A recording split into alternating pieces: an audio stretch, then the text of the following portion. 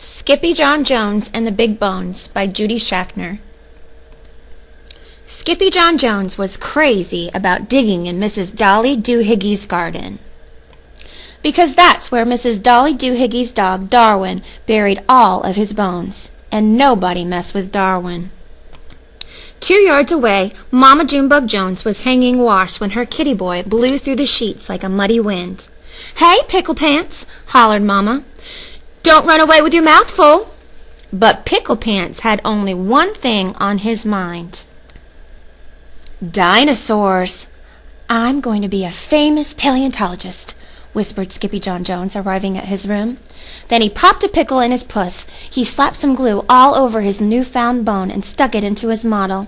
"And you are my Skipposaurus," he added out loud. "Skipposaurus!" declared Mama Junebug Jones, coming into the room. "Those bones belong to Darwin, and you better take them back, for your prehistoric fossil is that snoozing doggie's snack. And do it now," ordered Mama, "before he wakes up." But the kitty boy had no intention of returning Darwin's bones before he bounced on his big boy bed. First he pounced and wiggled, then he bounced and giggled. All the way up to the ceiling he chanted, "Oh, I'm Skippy John Jones and I bounce on my bed 'cause I love to eat pickles that tickle my head." Then he flung himself over to the mirror for a head check. "Holy hairballs!" exclaimed Skippy John Jones, pulling out his tape measure. "That's one huge cabeza." Then, using his very best Spanish accent, he added, "My ears are too big for my head, and my head won't fit into my bed. I know I'm not a Siamese cat. I am a Chihuahua." And quicker than you can say "chunky Chihuahuas and cream," the kitty boy picked up his cape and pulled on his mask. Then he began to sing in a muy soft voice.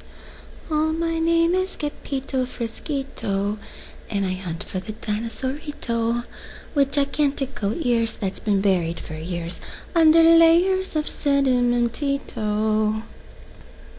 At the same time, the kitty boy's sisters, Jujubee, Jezebel, and Jillyboo Jones, were in Mrs. Doohiggy's yard watching Darwin sleep. "This is fun," said Jezebel. "Lots of fun," agreed Jillyboo. "The mostest fun," added Jujubee. But Skippy John wasn't thinking Darwin. He was thinking dinosaurs, and he knew where to find them. Deep within his closet. "Whoa," said Skippito. "It's a jungle in here." But as soon as he stepped over the threshold, his snifferito picked up the scent of his old amigos, Los Chongos. "Stinkitos!" called out Skippy John Jones. "I smell you, but I don't see you. It is I, El Skippito Frisquito, the great sword fighter." "Up here, Skippito!" hollered the Chihuahuas. "We are toasting los marshmallowcitos prehistoricos." "Not the prehistoric marshmallows!" exclaimed Skippito. "Sí, dude," replied the doggies, "but they are as hard as rocas." "That's because they are fossilitos," said Skippito. "Fossilitos, schmossilitos," declared Poquito Tito, the smallest of the small ones. "We want to see los dinosaurios with our own ojos," he said, pointing to his eyes. "Por qué?" asked Skippito. "Because, Babosito," said Don Diego, the biggest of the small ones, "we hear they are really, really big, dude." This news made the Chihuahuas go insano around the rim of the volcano, singing, "Ding-a-ling, ding-a-long, ding-a-lito, you are such a silly Skippito. You know what dogs think. If it's good, it must stink. Plus, it's great for the old snifferito." But right in the middle of their romp, Mount Itchy Gitchy Goomba blew its top, tossing the doggies right on their rumpitos. But a bump on the rump would become the least of their worries. Because boom, boom, boom, boom, the earth began to tremble and shake. "Terremoto!" shouted Poquito Tito, panic-stricken. "It's not an earthquake, Gito," said Skippito, peeking through the bushes. "It's a T-Maxito." And he wasn't the only dinosaurio. There were big ones and small ones, feathered and bald ones. Some were spiky and frilled, with a look that could kill. And they were all doing the very same thing. They were dancing. Ay caramba, it's la rumba, cheered the Chongos, and before Skippyjo could warn them, the rascalitos had shimmied and shook their way into the dance line. This is loco, wailed Skippyjo. You will be crushed like crispitos beneath the dinos' tostitos. But the papitos did not hear. They were too busy singing. Itchy gitchy goomba, dinos do the roomba, with jumbo jaws and giant claws, with horns and beaks and scaly peaks. Itchy gitchy goomba, chimichangos do the roomba, with great big hearts and tiny parts, with knobby knees and lots of fleas. Itchy gitchy goomba. But something had to be done to save them, and quicker than you can say Pachycephalosaurus, Skippyjo let out a big Jurassico bark. Arf! Holy halitosis! Roared the T-Mexito. I smell the pickle breath of a Skipposaurusito! I am not a Skipposaurus, declared Skippyjo, whipping off his mask. I am a Chihuahua.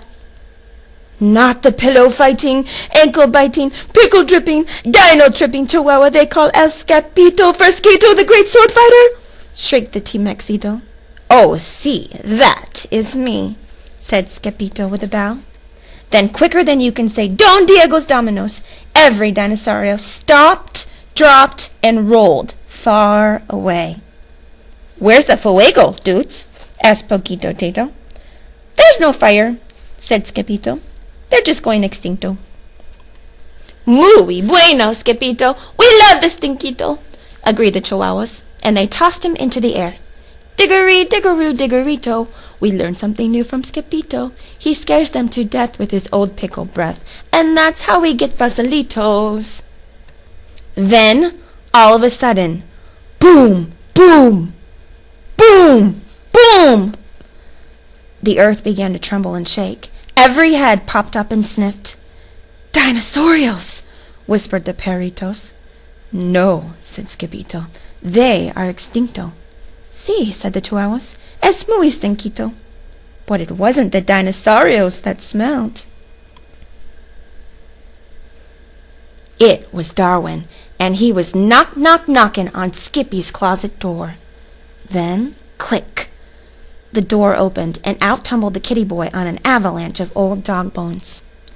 The next thing he knew, the kitty boy was waking up on the couch. What happened? asked Skippyjon. Don't you remember, Sugarbeet? asked Mama June Bug Jones.